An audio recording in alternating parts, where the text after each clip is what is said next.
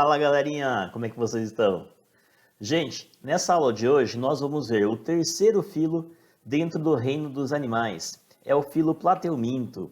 O filo dos plateumintos, ele compreende os animais conhecidos como vermes achatados.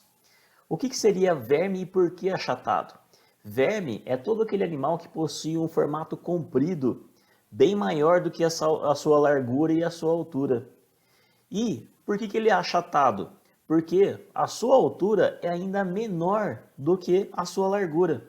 Então eles são vermes compridinhos, né? E achatado dorso ventralmente.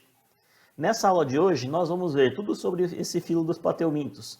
Quem são eles, as doenças que eles podem causar, quais são as principais características e a classificação.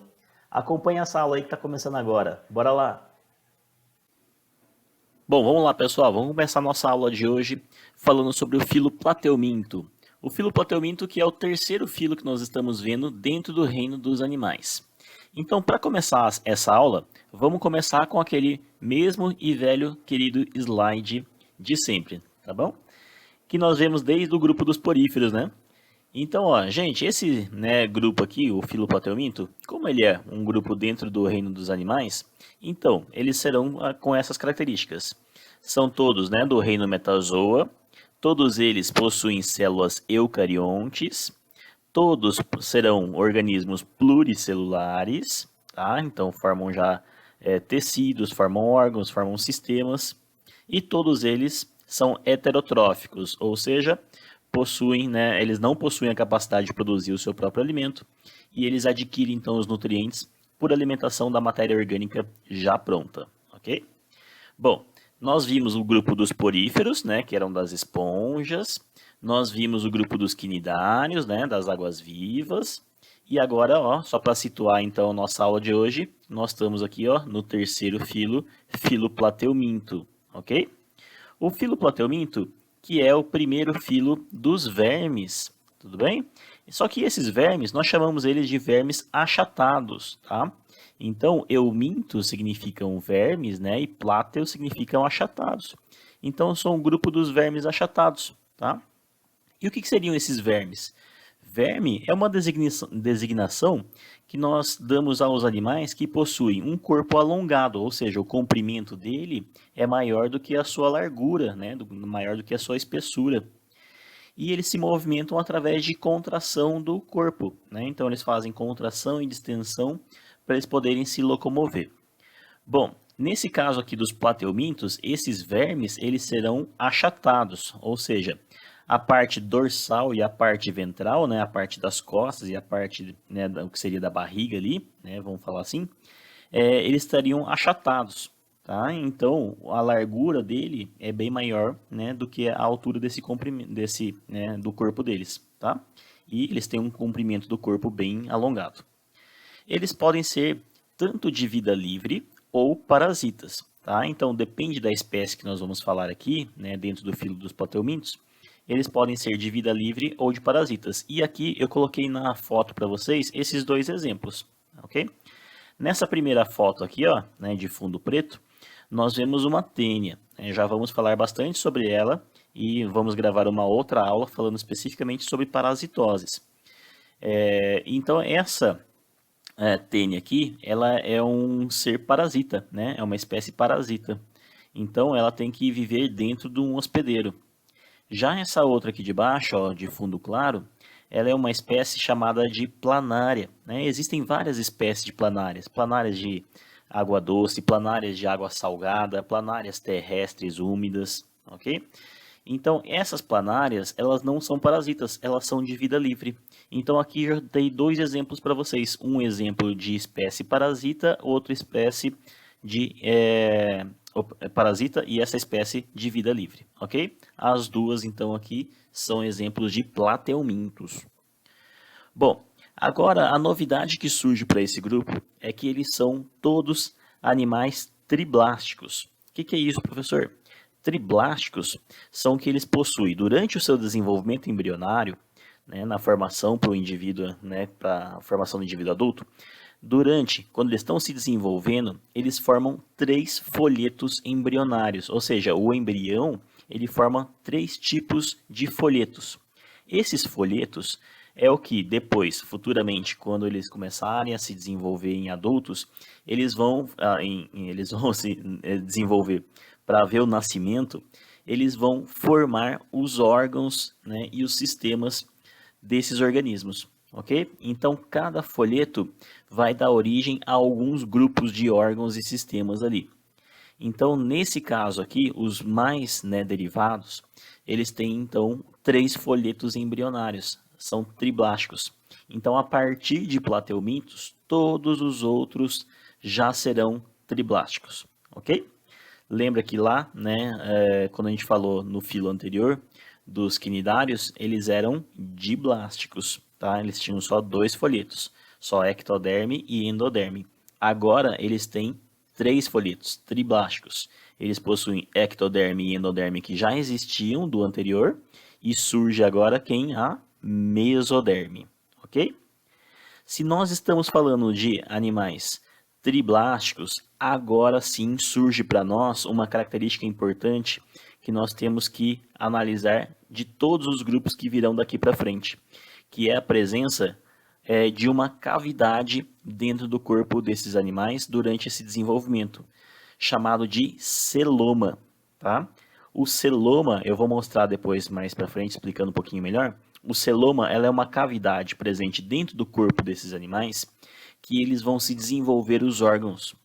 Então, só falamos em celoma quando falamos em animais triblásticos. Então, aqui nesse ponto é que nós vamos discutir a presença ou ausência dessa cavidade chamada de celoma. Como eles são organismos mais simples e principalmente são achatados, eles não possuem essa cavidade no interior deles. Então, eles são acelomados, ou seja, não possuem celoma, tá bom? Nos outros, em poríferos e quinidários, nós nem mencionamos esse assunto, porque nós só falamos de presença e ausência dessas cavidades quando são triblásticos. E aqui é o primeiro filo em que são triblásticos, ok? Bom, vou deixar para a gente comentar sobre isso um pouquinho mais nos próximos slides. Então, só para falar aqui essas características gerais e terminar esse slide, eles formam agora tecidos, órgãos e sistemas. Então, eles começam a ficar um pouco mais complexo em relação ao grupo anterior.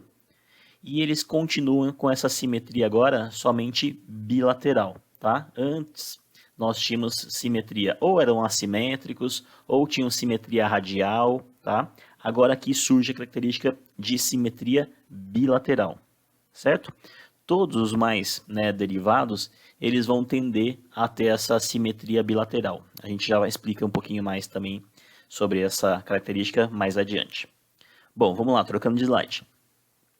Essa relação da simetria que eles têm, olha aqui, ó, aqui está desenhado um plateuminto, tá? Que é uma planária. Olha só como só tem um eixo de divisão aqui, ó, que divide o corpo desse animal em 2 partes iguais. Não existe um outro eixo que a gente possa dividir esse animal em que formem 2 partes iguais, tá? Somente esse eixo longitudinal, que vem, ó, do começo ao fim dele aqui, ó, né, de comprido, vamos falar assim, separando ele em 2 metades iguais. Se a gente tentar colocar um outro eixo aqui, não existe. Então você vê que os organismos mais simples, eles eram assimétricos ou simetria radial. E os mais, né, derivados, os mais complexos, eles tendem a ter uma simetria bilateral. Por que existe isso? Porque a tendência durante o desenvolvimento, né, durante a evolução, é que houve uma separação desses animais dos sistemas, tá? Então, os órgãos e sistemas começaram a se agrupar de forma que o corpo desses animais, eles possuíam agora uma divisão mais clara, né? De uma região que seria, por exemplo, aqui, ó, a região que seria o desenvolvimento de uma região encefálica, uma região gástrica, tá? Então, eles começam a haver separações mais definidas. E nesses animais mais simples, né, eles estavam todos, né, espalhados por aqui, tá? Então não havia uma distribuição muito clara dos órgãos e dos sistemas. Aqui não, já começa a haver uma divisão. E quando você começa a ter essa divisão, você começa a fazer com que o funcionamento desses órgãos comecem a ficar melhor distribuídos, tá? E haver uma nítida separação, então, do corpo, tá? Uma segmentação desse corpo, tá? Segmentação não, né? uma divisão mais clara ali dos órgãos e dos sistemas. Tudo bem? Bom, então os mais derivados são todos esses que têm simetria bilateral, certo? Depois lá na frente a gente comenta o caso dos equinodermos, tá? Que é representado pela estrela do mar aqui. Bom, mas seguindo, vamos lá. Em relação à estrutura corporal então, desses animais, é aquilo que eu falei para vocês. Eles começam a haver uma divisão, né? Aqui eu coloquei como regionalização, tá? Então ele começa a formar regiões mais definidas no corpo desses animais. Então aqui, ó, seria uma região anterior, né? Nossa, a região que seria para os mais desenvolvidos, né? Seria uma região cefálica, né? Aqui uma região posterior, tá? E se a gente analisar, nós podemos ver essa região de cima aqui, ó, formando uma região dorsal e a parte de baixo formando uma região ventral, tá bom? Eles tendem a ter uma cefalização. O que é a cefalização? Em que o sistema nervoso, né, desses indivíduos, desses animais, eles começam a se agrupar numa região única, uma região que nós chamamos de região cefálica. Então aqui, o sistema nervoso, nós já vamos falar um pouquinho mais sobre o sistema nervoso também, eles tendem a agrupar na região cefálica, na região anterior, tá? Como, por exemplo, é o nosso caso, né? Nós, seres humanos, nós temos todo o nosso sistema nervoso central reunido, né? A sua maior parte reunida na nossa região cefálica, né? Então, aqui, ó, é o que nós queríamos chamar também a atenção para falar sobre os folhetos embrionários. Então, quando nós falamos, né, no filo dos quinidários, eles só formavam dois folhetos embrionários. Um folheto mais interno, chamado de endoderme, aqui representado pela coloração azul, e um folheto mais externo, chamado de ectoderme, representado pela coloração amarela aqui. Tá certo? Já nesse grupo dos plateumintos, daqui para frente, eles serão todos triblásticos, ou seja, são 3 folhetos embrionários. E o folheto embrionário, né, que é o que surge aqui, é esse folheto embrionário que fica nessa região intermediária, chamada de mesoderme, ok? E quando ele forma uma cavidade aqui, ó, no interior dessa mesoderme, essa cavidade ela é chamada de celoma, tá? Eu vou mostrar também o slide em relação a esse celoma. Aqui eu só queria mostrar para vocês, então, essa divisão do corpo, né, dos plateumintos, que começa a haver então uma regionalização dos sistemas dentro ali, tá certo? Bom, voltando agora aqui para o celoma, para aqueles slides que eu estava falando para você, quando surge uma cavidade no interior, né, cercada inteiramente por mesoderme, tá, tanto por fora quanto por dentro aqui, ó, mesoderme para cá, então dentro tem um espacinho. Esse espacinho seria o celoma, tá? Em relação à classificação quanto à presença do celoma, nós temos 3 classificações. Primeiro, que é o desse grupo, né, desse filo que nós estamos vendo, que é o filo dos plateumintos. Eles são acelomados. O que é acelomado? Não tem uma cavidade, né, no interior da mesoderme, então não forma um espaço. Onde está a mesoderme? Aqui, ó, ela está representada pela coloração azul aqui embaixo, nessa figura de baixo, tá? Então, como não tem nenhuma cavidade aqui, ó, presente dentro da mesoderme, então ele é um animal do tipo acelomado, tá bom? Já aqui, né, no filo dos nemateumintos, que seria o próximo filo, tá? Ele começa a surgir uma cavidade aqui dentro, ó, tá? Aí, essa cavidade aqui, olha só, ela é cercada por fora por mesoderme, aqui em azul, só que por dentro, ó, internamente, ela é cercada por quem? Ela é cercada, delimitada pela ectoderme. Então, essa camadinha aqui, ó, branca, que é o espaço que foi criado, ela está entre mesoderme e entre ectoderme. E o que precisa para ser considerado um celoma verdadeiro? Ela tem que estar cercada exclusivamente por mesoderme. E aqui é meso e endoderme, tá? Então, nesse caso aqui, eles são um pseudocelomato, tá? Já aqui, ó, no grupo dos anelídeos, né, que seria um grupo das minhocas, são os primeiros celomados. Ou seja, são os primeiros que possuem a verdadeira cavidade do celoma, delimitada exclusivamente por mesoderme, tá? Então, olha só, mesoderme por dentro, mesoderme por fora e formando um espaço aqui que é o celoma, tá bom? Certo? Então, em relação à presença de celoma atual agora do grupo dos plateumintos, eles são acelomados, ou seja, não possuem uma cavidade cercada por mesoderme. Ah, professor, e esse buraquinho aqui no meio? Não, lembra que eu falei para vocês que celoma tem que ser cercada por mesoderme, tá? Essa aqui simplesmente é uma cavidade no interior aqui, formada só por endoderme. Então, descarta isso aqui. Isso aqui não é celoma, tá bom? E o que é o celoma? Coloquei aqui então para vocês a definição ao lado. Celoma é uma cavidade do corpo desses animais, tá? Característico somente para triblásticos, em que ele vai ser, ele é preenchido aqui por não é um espaço vazio, não tem ar lá dentro, né? Ele é preenchido por um líquido, tá? E esse líquido é chamado de fluido celômico. É ali onde vai haver o desenvolvimento, né, então, dos órgãos viscerais, que vai ser formado, então, quando, né, no nascimento, então, desse animal, tá certo? Isso aqui é durante o desenvolvimento embrionário, para formar os órgãos depois quando ele nasce. Beleza, gente?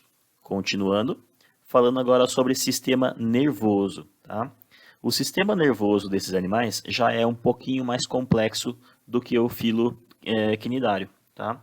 No filo quinidário, ele era totalmente disperso, né? Que a gente chamou ele de sistema nervoso difuso, formado por células espalhadas. Aqui não. Aqui já começa a haver uma concentração dessas células nervosas na região anterior, na região cefálica, formando então aqui, ó, um gânglio, tá? Então nessas regiões formam gânglios cerebroides. O gânglio nada mais é do que um acúmulo, né, uma concentração grande ali de células nervosas, tá? E esses gânglios ficam aqui, ó, na região cerebroide. Desses gânglios aqui partem cordões nervosos, tá? Que levam também feixes aqui, ó, contendo células nervosas, neurônios, que vão espalhar esse sinal para as demais partes do corpo, tá bom? Então, forma-se primeiro uma região aglomerada aqui na região cefálica, chamada de gânglio cerebroide, e desse gânglio cerebroide partem os cordões nervosos que levam os comandos para as demais partes do corpo. Tudo bem? Além disso, temos também algumas estruturas que são estruturas que captam estímulos do meio ambiente, que são responsáveis por alguns sentidos. Uma primeira estrutura localizada aqui, ó, que nós podemos ver aqui, ó, nesse desenho, são os ocelos. Parecem ser olhos ali, né? Tem muita gente que fala assim, olha que bonitinho, a planária, né? Tem até um olhinho ali, ela é meio vesguinha, né? Meio estrábica. Mas não, gente, isso aqui não são olhos, né? Eles não servem para formar imagens. Elas são estruturas mais simples, que elas simplesmente percebem a diferença de luminosidade. Então, elas detectam a intensidade luminosa para esses animais. Para quê? Por quê? Porque sempre quando eles estão, a maior parte deles são aquáticos, a intensidade luminosa sempre é quando? Sempre é voltada, né, para a superfície. Então, ele sabe que ele está, por exemplo, nadando na posição correta, tá? E nós temos uma outra estrutura aqui, localizada, né, lateralmente na região cefálica também, chamada de aurículas. Aí fala, aurículas, né? Deve ser para escutar alguma coisa. Também não, ele não percebe sons. Eles chamam-se aurículas, né, por causa da posição em que eles se localizam, mas eles são quimiorreceptores. Então eles detectam substâncias químicas dissolvidas na água ou no meio ambiente, no ar, onde eles estiverem. Então eles servem como quimiorreceptores e os ocelos servem como fotorreceptores. Tá bom? Tudo bem? Então essa seria, né, o esquema geral do sistema nervoso para os plateumintos. Só uma coisa que eu tenho que ressaltar com vocês. Tudo isso que eu estou falando, eles utilizam como modelo de estudo a planária, tá? Então, eu falei para vocês que existem muitas outras espécies dentro do filo dos plateumintos, inclusive espécies que são parasitas. Mas o modelo de estudo que nós utilizamos para falar todas essas características é sempre baseado nos estudos feitos com as planárias, tá bom? Então, por isso que nós estamos vendo sempre desenhinhos de planárias aqui para falar desses sistemas. Continuando. Sistema circulatório desses animais? Não tem. Então, o sistema circulatório é ausente. Então como que faz a circulação então das substâncias, dos nutrientes por todo o corpo desses animais? Eles fazem essa circulação através de difusão das próprias células, né? Então, de célula em célula, eles vão passando os nutrientes necessários para as demais. Tudo isso espalhado aqui pelo mesênquima, tá? O mesênquima que seria então uma camada intermediária de células aqui intermediárias, tá? Que servem então para formar essa composição do corpo aqui deles, tá? O mesênquima, também chamado de parênquima, né? Eles possuem várias células semelhantes às células tronco, né? Capazes de se diferenciar em outros tipos celulares. Então são células ainda sem uma função específica, né? Indiferenciadas, que à medida da necessidade desse animal, elas podem ir se diferenciando em células com funções específicas, tá? Estou precisando de mais células nervosas para formar uma parte do cordão nervoso. Ela pode, né, se diferenciar em uma célula nervosa, tá? Preciso de mais uma célula epitelial para fazer o revestimento. Então, ela se diferencia numa célula, né, para fazer essa parte de revestimento, tá? Então, ela vai formando de acordo com a necessidade. São essas células, então, presentes nessa região do mesênquima, tá bom? E todas as substâncias, então, elas circulam por aqui, tá? Pelo mesênquima. Sistema excretor. O sistema excretor desses animais já começa a ficar já um pouco mais sofisticado, né? Um pouco mais complexo do que anteriormente. Mesmo porque anteriormente não existia. Cada célula eliminava, né, a sua substância para a cavidade gástrica e depois saía, né, pelo fluxo de água ali. Aqui não, aqui já começam a surgir células responsáveis por fazer a eliminação dessas excretas, né? Então, de produtos metabólicos do organismo dessas planárias, que não vão ser mais utilizadas ou que são tóxicas, elas são captadas por essas células, chamadas de células flama, tá? Elas captam diretamente, né, lá do mesênquima e elas eliminam para o meio externo, tá bom? São chamadas de células flama, né, porque quando eles fizeram o estudo dessas células, eles viram que dentro dessas células tem uma estrutura com vários flagelos que ficavam, né, balançando aqui, né, para fazer a movimentação dessas excretas para eliminar. E essa movimentação de flagelos, eles utilizaram um corante, né, para fazer um estudo aqui que era avermelhado, e pela movimentação dos flagelos ficava, né, balançando aqui dentro, parecendo o formato de uma pequena chama aqui dentro, de um pequeno fogo, tá? Então eles chamaram de células flama, né, de fogo, tá? Só para vocês saberem a curiosidade, tá? Essas células flama, nós encontramos também escritos, né, em materiais didáticos como se referindo a protonefrídeos, tá? Então se falar para você que o sistema excretor de um plateuminto, né, de uma planária, é com base em protonefrídeos, marca lá, tá certo, tá? Porque células flama são tipos de células, né, são tipos de protonefrídeos, ok? Então o que eles fazem? Essas células aqui, ó, elas ficam, tá, captando as substâncias que não vão ser mais utilizadas pelo ser vivo, tá?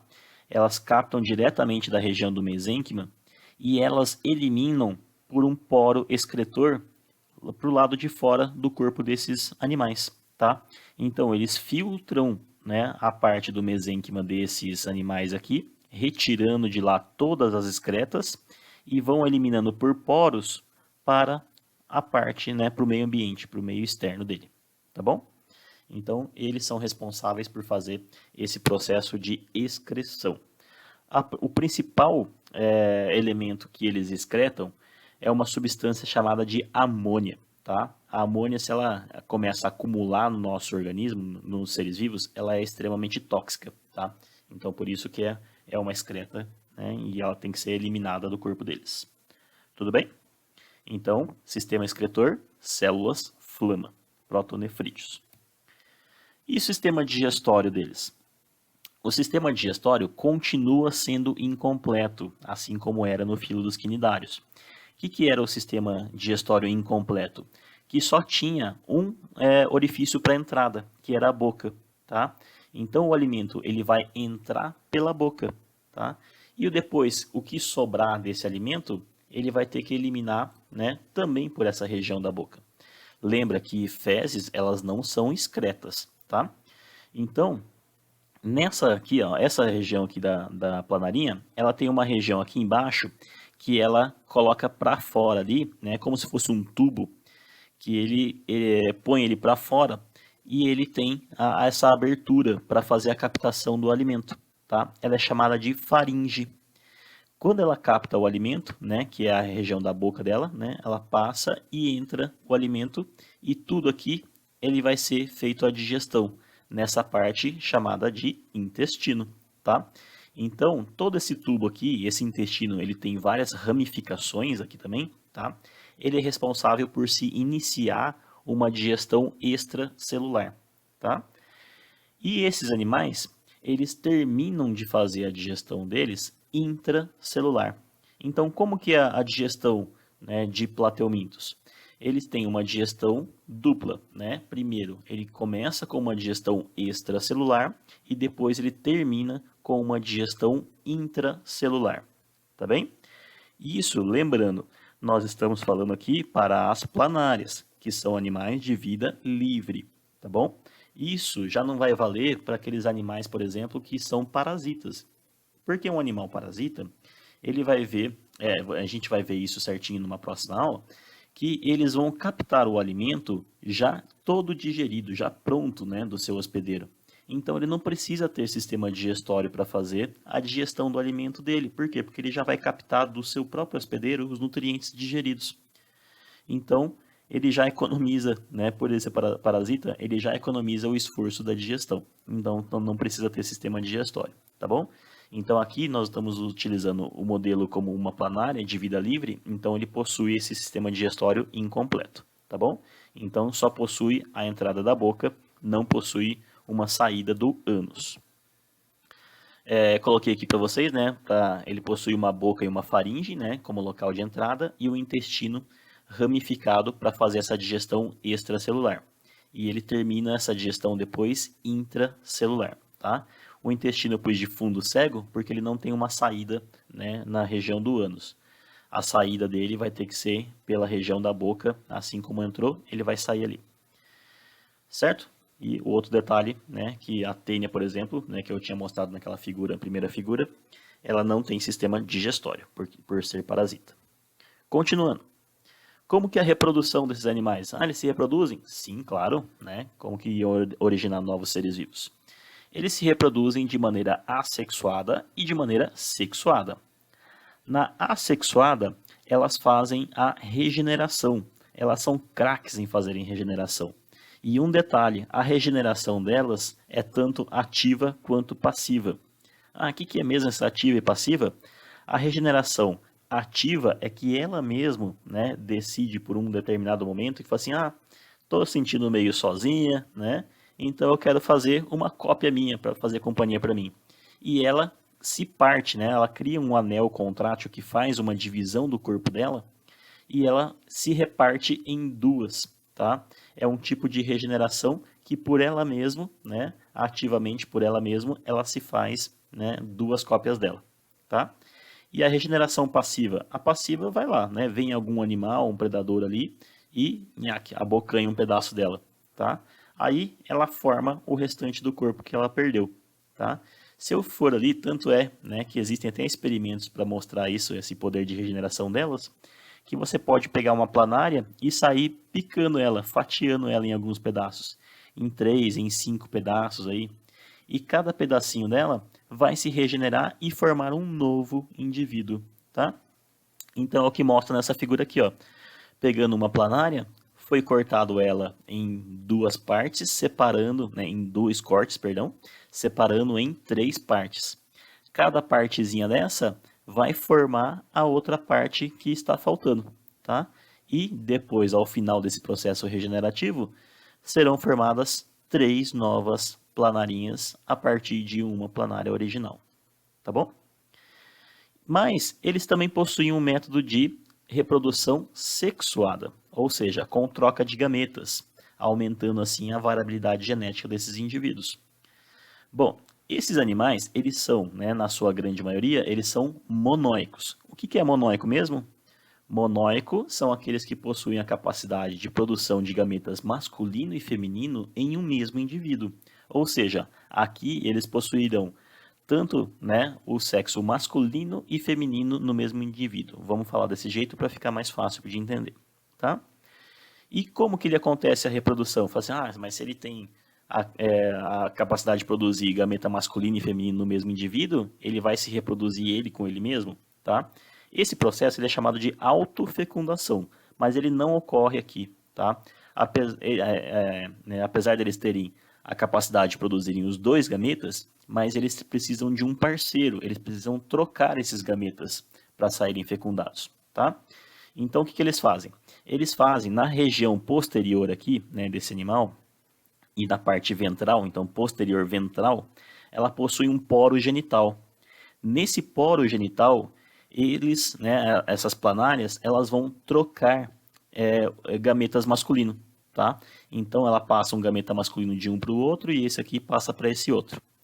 E fecundam os óvulos lá dentro, tá? Então, esse tipo de cruzamento aqui, ó, né, de fecundação, em que um fecunda, né, tem que fecundar o outro, nós chamamos de fecundação cruzada, tá? Então, eles fazem fecundação cruzada. E como que ocorre depois o nascimento, então, de novas planarinhas? Elas vão, né, essas planarinhas, elas vão formar casulos, né, pequenos casulinhos. E lá dentro desses casulos contém, então, os óvulos fecundados.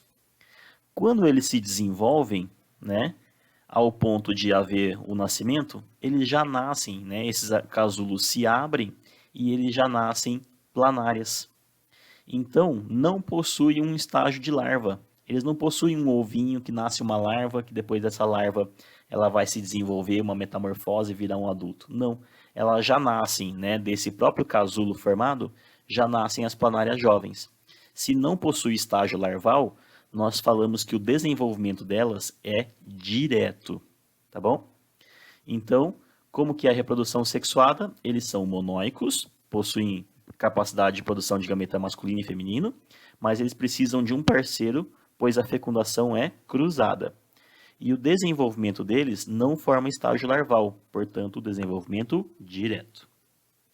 Continuando, vamos para a classificação, né, desse filo. Esse filo, então, nós estudamos dentro dele 3 classes. A classe Cestoda, tá, que é a classe de endoparasitas, né, parasitas internos, que possuem um hospedeiro intermediário, ou seja, para a manifestação da doença, ela tem que passar por um hospedeiro intermediário, para depois passar para um outro hospedeiro, que seria o hospedeiro definitivo. Nós vamos ver certinho na aula de parasitoses o que é a definição de hospedeiro intermediário e hospedeiro definitivo. Então, nesse caso, esses vermes que são internos e possuem um hospedeiro intermediário são os do grupo, né, da classe Cestoda. Exemplo deles é a tênia, tá? São as tênias, porque existem várias espécies. Nós temos a outra classe, a classe Trematoda, tá? A classe Trematoda, eles são parasitas. A maioria dos ciclos de vida inclui a presença de um hospedeiro intermediário, mas não é necessário, né? Não são todos, tá? E exemplo dele é o Esquistossoma mansoni, causador de uma doença chamada de esquistossomose, que também veremos na aula de parasitoses, tá? E, por fim, nós temos os da classe Turbellaria, tá? Que aí são os animais de vida livre, sendo que a maioria é aquático, mas a gente tem alguns que são, né, terrestres úmidos aí. O exemplo, né, que eu já falei para vocês, de vida livre, são as planárias. Então, aqui na foto, para mostrar para vocês, essa daqui é uma planária, então representante da classe Turbellaria. Esse aqui do meio de fundo preto é um Esquistossoma mansoni, tá? Tem o macho e a fêmea. Eles são representantes aí da classe Trematoda. E nós temos esse último aqui, ó, que é uma tênia, tá? Aqui é a região cefálica da tênia e aqui as proglótides dela, tá? Elas são bem compridas, né? Então a imagem está cortada, não coube ela inteira na foto. Essa, então, é a tênia, que é o representante da classe Cestoda, tá bom? E aí, por fim, eu só vou citar aqui para vocês, né, algumas doenças causadas por plateumintos, porque, lembrando novamente, nós teremos uma aula específica sobre parasitoses, tá? Que aí vamos juntar parasitoses do filo plateuminto e do próximo filo, que seria o filo dos nemateumintos, tá bom? Então, ó, temos a doença causada pelas tênias, né? Que seriam a teníase e a cisticercose, tá? As duas são causadas pelas tênias. Só que elas têm, né, ciclos totalmente diferentes aqui. Bom, a tênia, né, que nós temos aqui dois tipos que nós vamos estudar, que é a tênia solium e a tênia saginata. A tênia solium, que ela é presente em suínos, né, e a tênia saginata em bovinos, tá? Aqui seria a região cefálica da tênia e as proglotes dela. Então são causados, né, causadores dessas doenças. E aqui a cisticercose, né, quando seria o estágio larval, o cisticirco dela, que vai acometer a doença, tá? Essas bolinhas aqui, ó, são cisticircos, tá? Das tênias presentes, então, nos órgãos, aqui, então, no coração, tá bom? Mas é muito comum acontecer na região cerebral, chamada de neurocisticercose. A esquistossomose, popularmente conhecida como barriga d'água, causada pelo esquistossoma mansoni, tá? Um quadro característico dessa doença aqui, um sintoma, né? É a presença de uma protuberância na região abdominal, né? Que o pessoal chama então de barriga d'água, tá? É a esquistossomose. E uma doença pouco comentada, que é a hidatidose, tá? Que ela tem como hospedeiro definitivo cães, tá bom? Nós vamos comentar então mais sobre essas doenças em uma próxima aula. Beleza, minha gente? Espero que vocês tenham entendido essa aula de hoje sobre o filo dos plateumintos. Lembrando que teremos uma aula depois na sequência de filo nemateuminto, para aí depois nós juntarmos, né, os causadores de doenças em uma terceira aula, agora só sobre parasitoses. Tudo bem, pessoal? Deixo aí um quadrinho só para mostrar o poder de regeneração das planárias para vocês. Fique com Deus e até a próxima aula. Até!